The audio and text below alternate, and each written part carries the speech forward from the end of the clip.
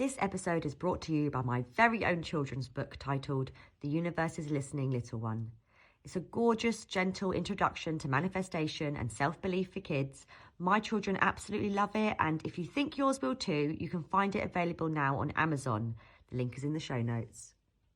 Hello and welcome to The Universe is Listening podcast, your weekly podcast, all things manifestation. I'm your host, Joanna Hall, and today's episode is titled Life is a Mirror, Why Your Self-Concept is Running the Show. Before we start, I'd just like to say that this episode is kind of a part 2 to episode 1. So if you haven't listened to episode 1 yet, I'd really recommend going back and having a little listen, because I feel like in these 2 episodes, I've really tried my best to cover what I believe are the foundations in manifesting. Manifesting starts with us. So when we understand ourselves and understand how we can start to work with ourselves, our manifestations are going to flourish. So let's get right into today's episode and talk about how our life is a big old mirror and what self-concept is. We're going to find out what we can do to change our self-concept so that we can hold the power to change our reality. Life is a mirror.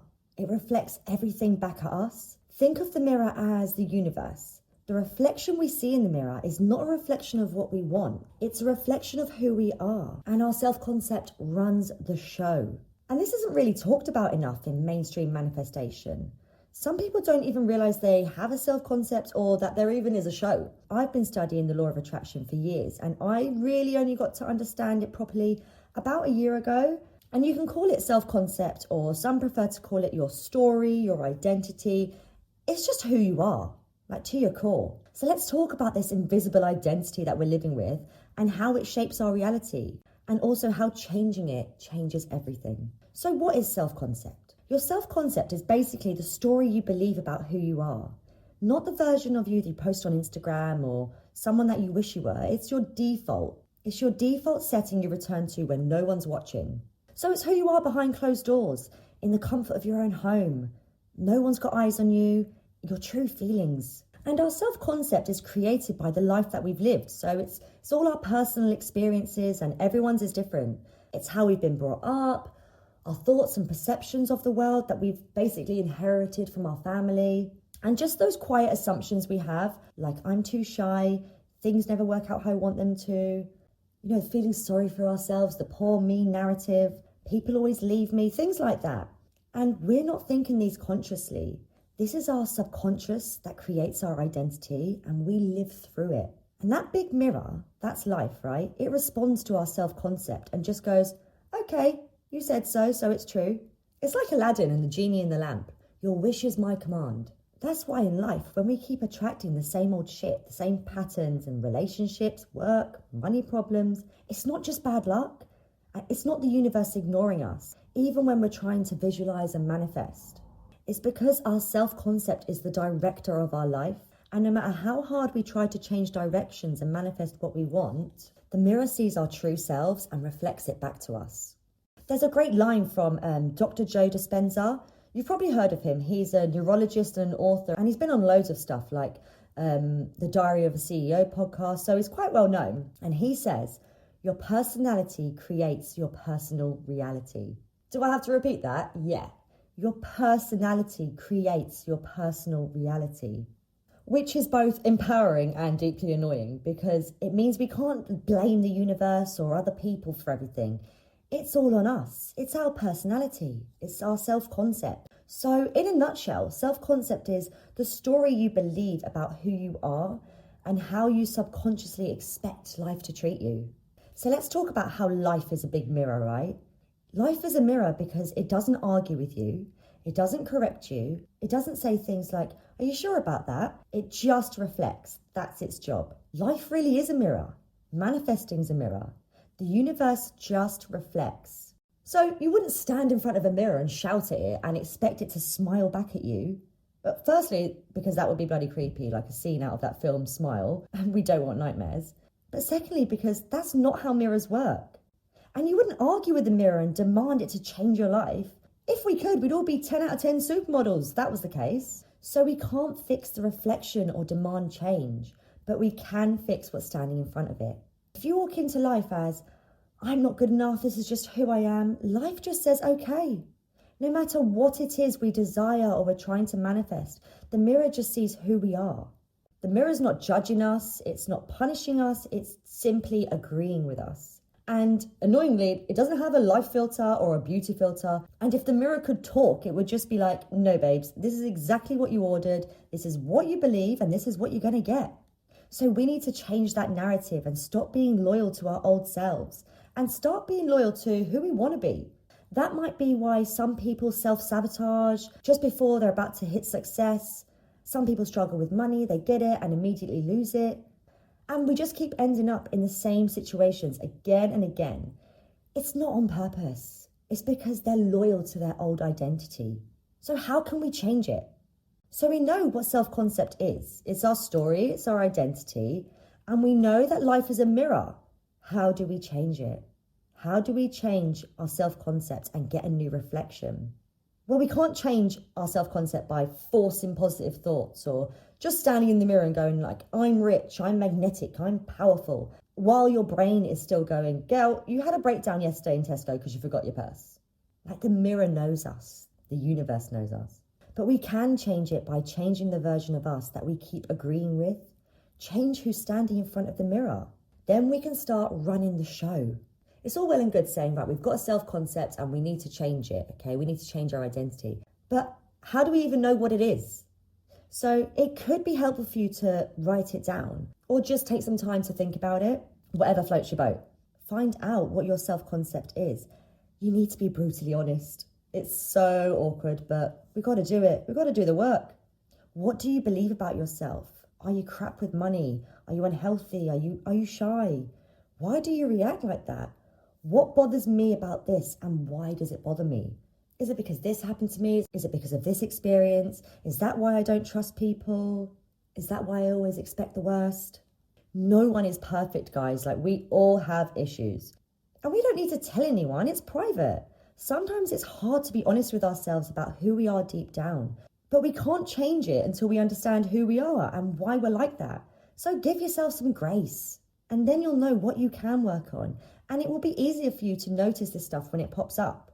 So here are 3 simple steps we can do to change our self-concept and get the ball rolling and start making some bloody changes to our lives. Number 1 is notice. This is just catching yourself in the moment, noticing the patterns in our thoughts and reactions to things like here we go again, this always happens to me, poor me, it's always me. Like noticing when we're too quick to react negatively to something. We're not fixing it yet, we're just realizing like, oh, this is the story I keep telling myself, like a broken record on repeat. Do you know what I mean? And then number 2, direct. This is where you take a pause and we can take the lead and direct the situation, okay? We're going to start running this show. This is where we can go, okay, right, that's my old pattern talking. I'm not doing that anymore. And we kick the old version of ourselves out of the driver's seat. We might still feel uncomfortable. It might not come natural, but we just don't let it decide for us anymore. So I can give an example, right? As a mum, there might be times where my kids might come to me and ask me to do something or ask for something, and I might be really stressed or tired. Like, say I've just got in the door from work, I've still got my coat on, keys in my hand. You know the vibe, right? And then I pause and think, why am I even saying no? Like, what's the big deal? They're kids, just let them. So it's perfectly fine to correct ourselves and actually say, yeah, okay, babe, you can do that. You know, because that's not me. That's not who I want to be. I was actually talking about this with my sisters the other day, and one of them said a great line. They said, my first reaction isn't my last reaction. And that's so true. We all react in a human way, just too quick. We can pause and correct ourselves, guys. That just reminds me, I think in episode 1 I said I had 4 sisters. I don't. I have 3 sisters and 1 brother. And then my sister was like, who's the 4th sister? Is it Lucy? My little imposter. Anyway, just clear that up. Okay, so step 3. This is where the magic is. Taking that moment to notice, pause and go in a different direction gives you the chance to act differently.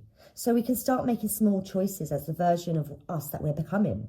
Even when we feel like a bit of a fraud and it's not our normal reaction or action, like when you do this, it feels like a breath of fresh air. It really does. It feels like, wow, look at me, I'm amazing. Like I'm taking the high road, I'm being my best self. I'm not going to let that affect me. I'm going to do it differently. And we're not pretending. We're training a new identity. It's basically the fake it till you make it stage. We assume everyone can tell that we're faking it, but I promise they can't. It's just that bloody imposter piping up. So those 3 steps, notice, direct, and act, are how we're going to change our identity. It's how we're going to change our self-concept. The person standing in front of the mirror. We don't have to be perfect, but we're giving the universe some evidence. The reflection in our mirror will see us trying and reflect back a better image. The beautiful thing about changing our self-concept is actually it shuts up that bloody imposter syndrome. That little voice gets quieter because it hasn't got a leg to stand on. Because you're showing evidence of change. You've got the receipts to prove it. And we don't want to be stuck in our old self-concept forever, do we? Like, that's not the vibe. It's not giving, as the Gen Zs would say. It's not giving. Because that little voice, that little imposter comes from our self-concept. Who we believe we are deep down. It knows us, yeah? And it will try and remind us we can't do it. So get in the director chair and send it backstage. Like, this is our show. Our nervous systems will complain, by the way, big time. They're like a dramatic toddler. You can change one thing and it's like, no, absolutely not, I don't want to. Because our brain prefers the familiar, even if the familiar is chaos. Our brains are like, yeah, it's chaos, but we love it because it's our chaos. So we just have to override it. Just override that feeling that it's not what you normally do. It's uncomfortable, but change doesn't happen when you're comfortable. Okay, so we know our self-concept runs the show. It's time to take back control. Appoint ourselves a new CEO of our life and decide how we see ourselves, who we are, and work on being that. And then the big mirror of life will start to change and what we see in the reflection will be a whole lot better. When we want to manifest something like, say, a new car, our self-concept is like, oh, actually, I like the idea of it, but I can't really imagine me driving that lovely car. I've never had one before. And then the universe will just say, okay. But if we keep training ourselves to really believe it, actually, yes, I know myself and I know that's the perfect car for me. The universe is also going to say, okay. So I can give you an example of how 2 people do the same thing and get different results. So let's say it's a new job. There are 2 people starting the same job. One person thinks, I'm really shy. They're probably not going to like me. I don't know what I'm doing. Let's call them person A, right? And then person B, their attitude is, I'll figure it out. You know, if I get stuck, I can ask for help. I'm going to try my best. I know I'm a valuable person to have around. Guess who ends up thriving? Person B every time. They're both starting a new job for the first time, and just their self-concept, their identity and what they believe about themselves is going to change their outcome at that job. And you know, changing our self-concept isn't an overnight thing. It's a journey and it's just going to get better and better. Another way to look at it is like a ladder, right? So it's not immediate. We don't go from I'm a mess to all of a sudden I'm a confident, abundant goddess. Our nervous systems are just going to reject that because it doesn't have any evidence. It doesn't see any evidence. But we can climb that ladder one step at a time. And we're saying, I'm learning, I'm figuring things out. I'm getting better at this. I'm someone who can handle things now. I'm someone who deserves nice things. So by the time we get to the top after doing the work, we're going to be noticing, directing and acting differently. We're going to see a different reflection in that mirror, but also a different reality. Here's a final tip that I think you could find really useful. It's to find an anchor. So have a look around now. Is there anything that you could use as an anchor, a reminder to keep directing your life and becoming the new you? So it could be like a watch, a ring, or, you know what, it could be a mirror. A mirror would be a good one. So take a moment when you see your anchor. Say if it is a mirror. Every time you're out and about or at home and you see a mirror, you come across one, remind yourself that you're now running the show, okay? You're the CEO, you're the director, you're running your own show. Our identity is changing and our self-concept is changing. And we're going to start to truly know ourselves, and not to sound corny, but love ourselves. You know what they say, no one can love you until you love yourself. And I think that goes for the universe too. We want all the good things in life and we want the rewards. So we want the universe to love us. I think it's a really good tip to have an anchor because all of us are so busy and it's so easy to get sidetracked, which is just totally normal. That's life. So it can be really helpful to have an anchor to remind us. And it could be something simple like a watch or a ring or your car, your bed. And when you're in it, just remember, I'm the boss. I'm in the driver's seat. My self-concept is running the show and I'm in control of my self-concept. And you know what? Be crazy. I love throwing a bit of crazy in there. If you see yourself in the mirror, give yourself a smile. Smile at yourself. Like, love yourself. You're the boss. That reflection is your reality. Okay, I'll be honest, I've never smiled at myself in a mirror, but now I've said it, I'm going to have to give it a try. So we can all be crazy together. Like, who cares? Make it fun. Like, life doesn't have to be so bloody serious all the time. And neither does manifesting. When you're having fun, you're happy. With manifesting, we need to remember that, say if we wanted to manifest a big house, a car, a new job, why do we want to manifest that? It's going to make us happy. So really, the whole point of manifesting is to just be happy and live a great life. Whatever material things you manifest along the way, bonus. So we can start being happy now. We don't need to wait for that. We don't need to wait for that perfect house, the perfect this. Live in the moment. I know I just said that was the final tip, but I've actually just thought of another one. So if you're into affirmations, instead of saying the basic things like I'm rich, I'm successful, while we're reprogramming from the ground up and we're training our self-concept, we can say things like, I'm getting better with ... I'm building my success. I'm trying hard. I'm seeing results and my identity is changing. Give yourself some time. Walk before you run. It doesn't have to be immediate, because actually taking the time to work on your identity is actually going to speed up our manifestations, because the universe is actually going to listen to you. It's going to believe you. Because the person standing in front of that mirror is working on themselves and showing the world some evidence. And the mirror has no choice but to change and say, your wish is my command. And there we go. Our reality is starting to change. And if you start trying this and you don't keep it up, that's normal. We don't beat ourselves up about it. It's fine. It's not failing. It's familiar. That's actually a good line. It's not failing. It's familiar. Just notice, direct and act over and over and get yourself back on track. So remember, we can't change the mirror, but we can change who's standing in front of it.